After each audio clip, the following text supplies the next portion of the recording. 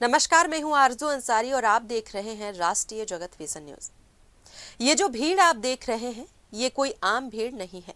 ये भीड़ है राजधानी रायपुर के एक ऐसे मंदिर की जहां पर भक्तों की भारी भीड़ उमड़ती है।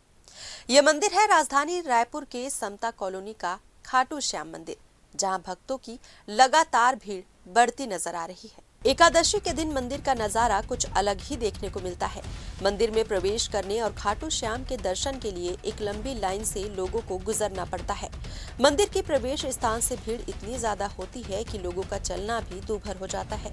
ऐसी भीड़ें ज्यादातर किसी और मंदिर में देखने को नहीं मिलती, लेकिन राजधानी रायपुर के इस मंदिर में ये नजारा हर एकादशी के दिन आम हो गया है। पहले इस मंदिर में इतनी भीड़ देखने को नहीं मिलती थी, लेकिन अब इस मंदिर में बाबा श्याम के चाहने वालों की भीड़ बढ़ती जा रही है। बड़ी संख्या में श्रद्धालुओं की भीड़ यहाँ उमड़ती है। ये नजारा मंदिर की भव्यता और बाबा श्याम के प्रति लोगों की गहरी भक्ति को बखूबी दर्शाता है। फिलहाल इस खबर में बस इतना ही। देश प्रदेश की खबरों से अपडेटेड रहने के लिए हमारे चैनल को सब्सक्राइब करें और नए खबरों के नोटिफिकेशन के लिए बेल आइकॉन जरूर दबाएं। नमस्कार।